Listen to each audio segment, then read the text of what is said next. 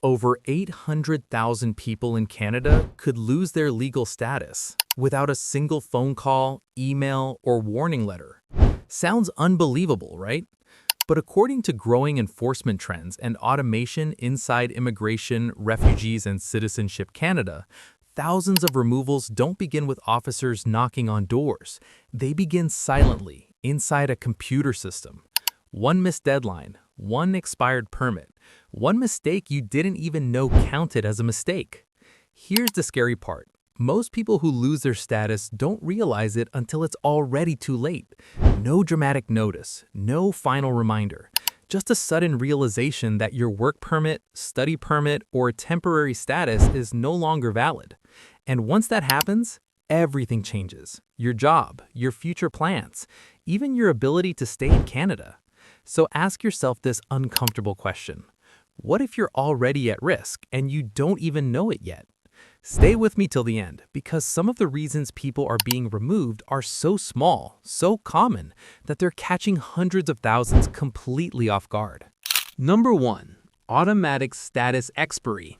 Here's a fact most people don't realize until it's too late. Your legal status in Canada does not renew itself, ever. Every study permit, work permit, or visitor record comes with a hard expiry date, and the system does not care how long you've been in Canada, how much tax you've paid, or how settled your life feels. The moment that date passes, your status can disappear automatically, without a warning, without a reminder, and without a second chance. What makes this even more dangerous is false confidence. Many people believe they're protected by something called implied status, but that protection only applies if you apply correctly, on time, and before your permit expires. If your application is incomplete, submitted late, or refused, implied status vanishes instantly. And here's the scary part. The system may already flag you as out of status before you even realize there's a problem. Picture this. You wake up, go to work, attend classes, live your normal routine, but legally, you no longer have the right to be in Canada. That's how silent this process is. No knock on the door, no urgent email, just a status change buried inside an online system run by Immigration, Refugees, and Citizenship Canada. And once your status expires, everything else becomes risky. Working, studying, even leaving and re-entering the country. Action step. Always track your expiry dates at least 6 months in advance. Submit applications early and never assume it'll be fine. Because when it comes to immigration status, one single day can change everything. If this video made you pause and think, drop a comment below. Even just one word. It tells us this content matters.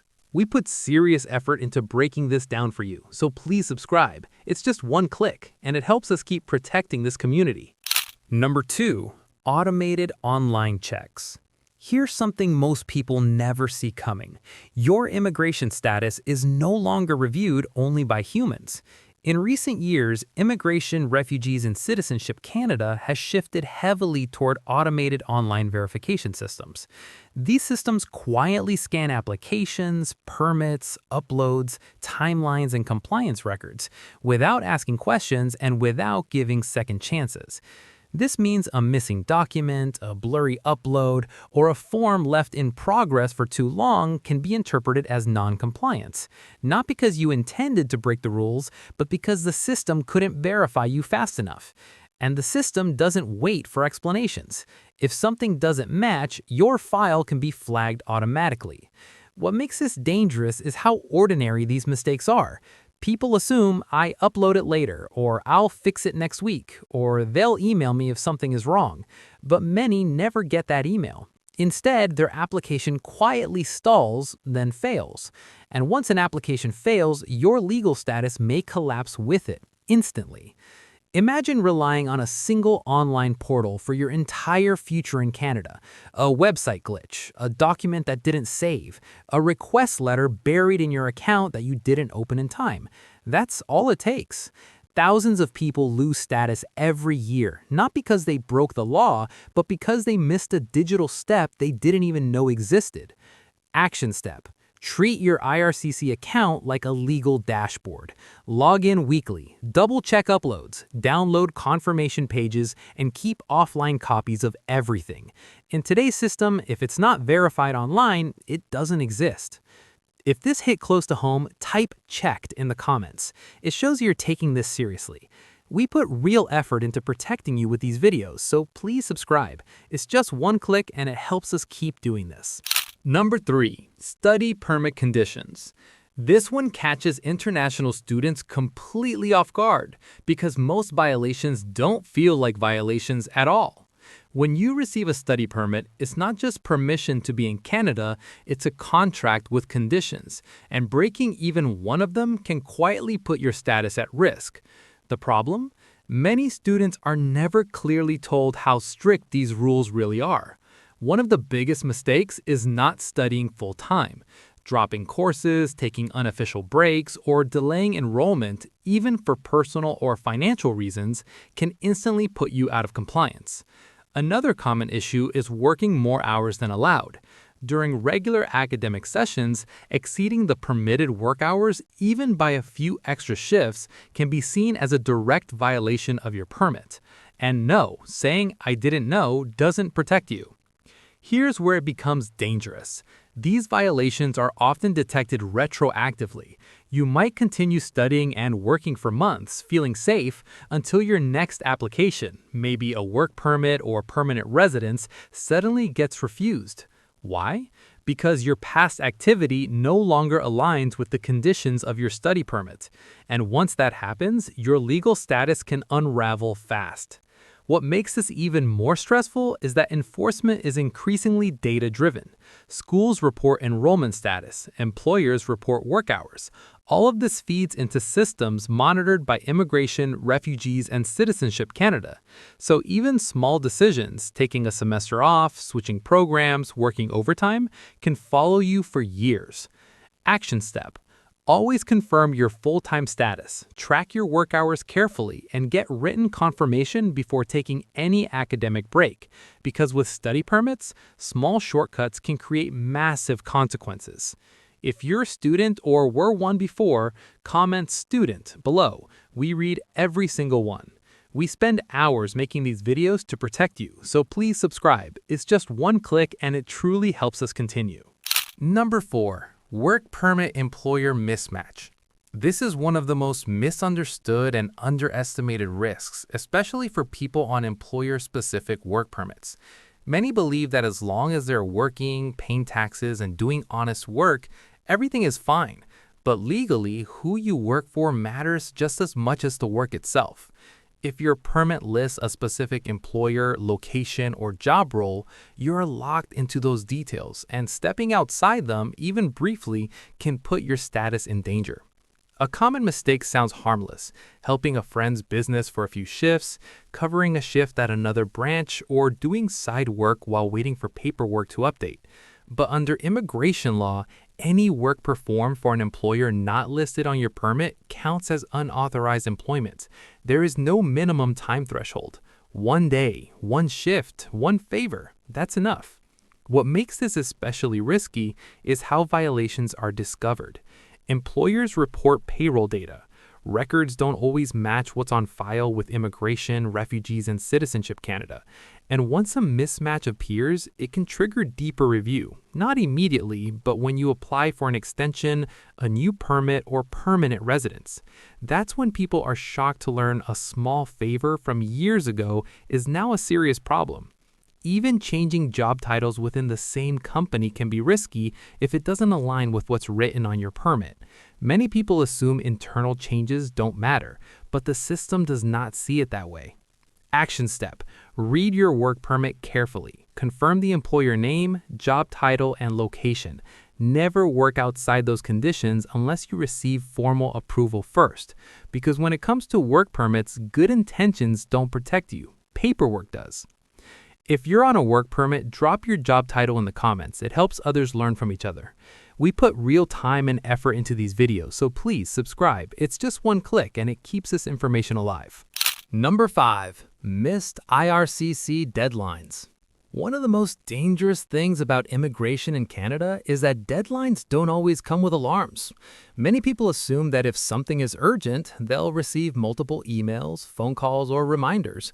But with Immigration, Refugees, and Citizenship Canada, that assumption can cost you everything. In reality, one single message posted inside your online account can decide your future, and if you don't see it in time, the system simply moves on without you. IRCC often issues document requests, clarification letters, or biometrics instructions with strict timelines. Sometimes you're given 7 days, sometimes 14, sometimes 30. Miss that window and your application can be marked incomplete or abandoned, even if you had every intention of responding. And here's the scary part. IRCC is not required to send repeated reminders. If you don't log in, you don't know. And if you don't know, you miss the deadline. What makes this worse is real life. People get busy. Emails go to spam, passwords are forgotten. Some people check their accounts once a month, and by then, the damage is already done. Once an application is refused for missing a deadline, your legal status may end instantly, triggering a chain reaction that leads to loss of work rights, study rights, or even removal procedures. Even more shocking, many people only discover the refusal when they apply for something new and see the words refused due to non-response. No appeal, no explanation, just a closed file. Action step. Treat your IRCC account like a legal obligation, not a website. Check it at least once a week, turn on email alerts, and set personal calendar reminders, because in immigration, missing a deadline is the same as saying no. If you've ever missed an important deadline in life, type "not again" in the comments. We work hard to break this down for you, so please subscribe. It's just one click, and it helps us keep protecting this community. Number 6. Application refused. This is one of the most brutal realities of the immigration system. An application refusal doesn't just mean try again. It can mean you instantly lose your legal status. Many people believe that as long as they're waiting for a decision, they're safe. But the moment a refusal is issued, everything can change in seconds, especially if that application was the only thing keeping you in status. Here's how people get caught. They apply to extend a work permit, study permit, or visitor record right before expiry. They assume, even if it's refused, I'll have time to fix it. But that's not always true. If the refusal comes after your original permit has expired, you may immediately become out of status without realizing it. No warning, no grace period, just a legal cliff. What makes this even more dangerous is confusion around restoration. Yes, Canada allows a 90-day restoration period, but only if you stop working or studying immediately and apply correctly. Many people don't. They keep working, keep attending classes, thinking they're still covered. That mistake alone can make restoration impossible and turn a fixable situation into a serious violation. Even worse, some people don't even see the refusal notice right away. It sits quietly inside their online account while days or weeks pass. By the time they discover it, they've unknowingly been out of status, working, studying, or staying illegally, all monitored by systems under Immigration, Refugees, and Citizenship Canada. Action step. If any application is refused, stop all work or study immediately. Check your dates and seek restoration fast. In immigration, how you react after a refusal matters more than the refusal itself. If this made your stomach drop, comment "aware" below. It helps this warning reach more people. We put serious effort into protecting you with these videos, so please subscribe. It's just one click, and it truly makes a difference. Number 7. Outdated personal details. This reason sounds harmless, almost too small to matter, yet it has ended the legal status of thousands of people. Failing to update your personal information with Immigration, Refugees, and Citizenship Canada can quietly break the communication link between you and the government. And when that link breaks, decisions still happen, just without you. Many people move apartments, change phone numbers, update email addresses, or renew passports and assume the system just knows. It doesn't. IRCC relies on the information you personally update in your online account. If a letter is sent to an old address or a request is issued to an email you no longer check, IRCC considers that notice delivered, even if you never saw it. Expired passports are another silent danger. If your passport expires before your permit can become invalid automatically. People are shocked to learn that a valid visa or permit means nothing if the passport attached to it is no longer valid. This often comes up when applying for extensions or permanent residence. Suddenly, the file is flagged, delayed, or refused. What makes this even worse is timing. IRCC often gives short windows to respond, sometimes just days.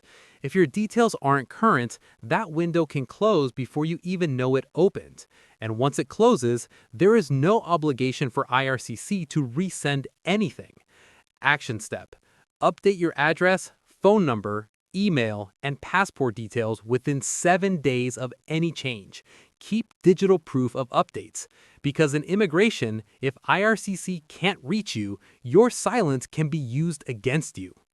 If you've moved even once in Canada, type "updated" in the comments as a reminder to others. We put real effort into keeping you informed, so please subscribe. It's just one click, and it helps us protect this community. Number 8. Criminal inadmissibility. This is one of the most misunderstood reasons people lose their right to stay in Canada, because many assume only serious crimes matter. The truth is far more unsettling. Under Canadian immigration law, even minor legal issues can make you criminally inadmissible, and once that label appears on your file, everything changes. Things people often dismiss as not a big deal can trigger serious consequences: DUIs, shoplifting charges, unpaid fines, probation violations, or criminal cases from your home country. Even if the incident happened years ago, even if the charge was reduced, even if you were never jailed. Immigration law doesn't look at these the same way criminal courts do. The standard is different and often much stricter. What makes this especially dangerous is non-disclosure. Some people don't mention past incidents because they're embarrassed, they think it won't show up, or they were advised to keep it simple. That is a huge mistake. Canada increasingly relies on international data sharing, background checks, and cross-border databases. When something appears that wasn't disclosed, the issue becomes misrepresentation, which is often worse than the original offense. Once criminal inadmissibility is flagged, applications can be refused instantly by Immigration, Refugees, and Citizenship Canada, and in serious cases, removal proceedings may follow. Many people only learn about the problem when applying for permanent residence, years after the incident, when it's much harder to fix. Action step: never assume something is too small to matter. Always disclose past issues honestly and seek legal advice before applying. In immigration, truth protects you. Silence can destroy your future. If honesty matters to you, comment "truth" below. It helps this message reach others. We put serious time into making these videos, so please subscribe. It's just one click, and it keeps this community informed. Number 9. Abandoned applications.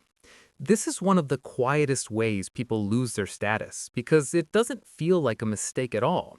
An application can be considered abandoned even if you fully intended to continue it. With long processing times, many people change jobs, travel, leave Canada temporarily, or simply wait, assuming everything will pause until they're ready. But that's not how the system works. If Immigration, Refugees, and Citizenship Canada sends a request for information, biometrics, medical exams, or updated documents and receives no response within the given time, the application can be closed automatically. No interview, no follow-up call, just a decision that your file has been abandoned. And once that happens, your legal protection tied to that application can disappear instantly. Travel is another hidden risk. Some people leave Canada while an application is in process, thinking it doesn't matter. In certain cases, IRCC may assume you are no longer pursuing the application, especially if requests go unanswered while you're abroad. When you return, you may discover the application is closed and your status is no longer valid. What makes this devastating is timing. People often find out weeks or months later after they've continued working, studying, or living normally. By then, they may have unknowingly overstayed or violated conditions, turning a simple administrative issue into a serious legal problem. Action step: never go silent on an application. Respond to every request on time. Inform IRCC before extended travel and keep proof of all submissions. In immigration, no response is treated as a decision. If you're waiting on an application right now, comment "waiting" below. You're not alone. We put real effort into these videos, so please subscribe. It's just one click, and it helps us keep protecting this community. Number 10. Overstaying by 1 day. This is the harsh truth many people learn far too late. Canada has no grace period when your status expires. Not 1 day, not even 1 hour. The moment your permit reaches its expiry date and no valid application is in place, you are officially out of status. And yes, even a single extra day can trigger serious consequences. Many people miscalculate dates. They think the expiry date means the end of that day. Others assume weekends or holidays buy them time. Some believe that because they plan to apply, they're still safe. Unfortunately, the system doesn't work on intentions. It works on exact dates and timestamps.